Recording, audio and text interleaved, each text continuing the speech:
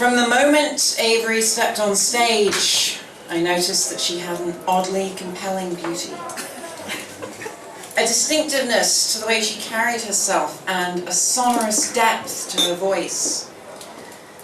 So I wasn't surprised when she ended her fourth wall-breaking third-person preamble with the revelation that she is a transgender woman.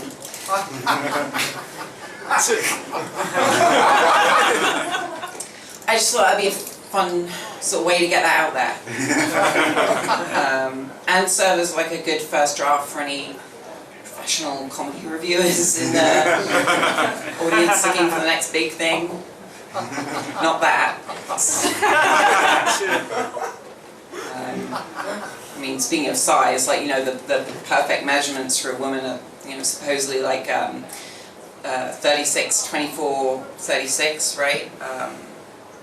But with me, it's sort of more like 3, 3.5.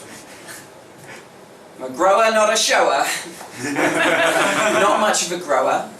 But taking estrogen will do that to you, right? This guy doesn't know what I'm talking about.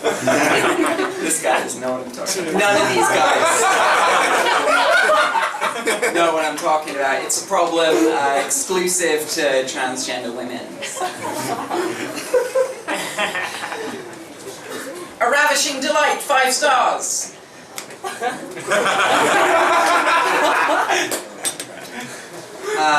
Yeah, no, it can be tough to, like, as a trans comedian to, you know, comedy is meant to be relatable, and it's hard for audiences sometimes to put themselves in my shoes, right?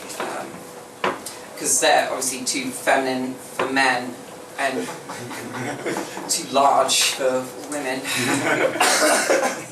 But no, it's yeah, I can make it relatable because I'm really good at this.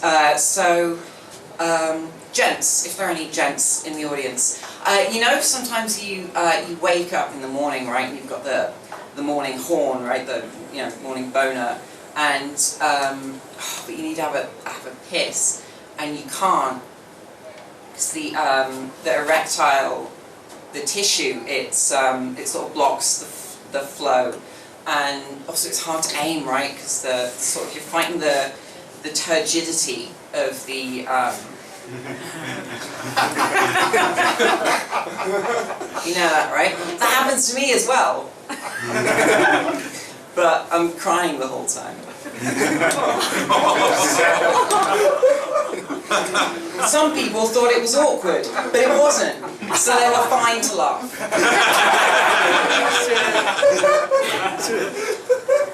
No, it can be handy to be a trans woman comedian, because you know, there are some people who think that women aren't funny, and I can assure them that I'm the exception, because I'm not, you know, I'm really a man. So, so that's actually that's both misogynist and transphobic.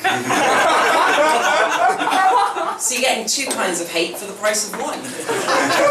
If nothing else, as an actor, I'm great value. She was great value. Another, you know, a stereotype about women comedians is they only talk about their periods, right? Not a risk with me. I don't have the, yeah. But actually, I feel like I need to tell my doctor I don't have a uterus or anything, because my GP keeps sending me letters asking me to come in for a cervical smear. I've gotten 6 of these letters in the past year, which means in any given month I've got like a 50% chance of being asked to come in for a procedure with a 0% chance of success. And it's worrying, right? Because, you know, it's the NHS that will be doing the op, you know, and you'd hope they keep track of that sort of stuff. You know, they should know that you sort of need to wait for there to be a front door to knock on before you can ask to come in and read the meter. I will end there with my end there.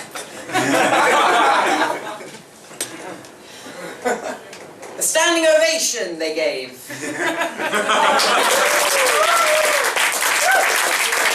Avery Edison, everybody, representing transgender comedy. And as I read the audience, you closed down a little bit, you just flourished. Did you see this man during Avery? He said every word you said, he was loving it, whereas you just got further and further back. Folding your arms in that macho way. You know that arm folding way, where you normally fold your arms like this, but there's those dickheads you see on the beach who try and make themselves look big and they fold like that so they can flesh out the muscles there. The more Avery went on, that's the more you did, leaning back in. You don't have to put your hand up, it's not school, go ahead. In my experience, that means yes. It's really reaching him in a way that you might want to call someone and just talk about it. Did you hear that? We don't just make you laugh, we educate yourself about your own sexuality. Right.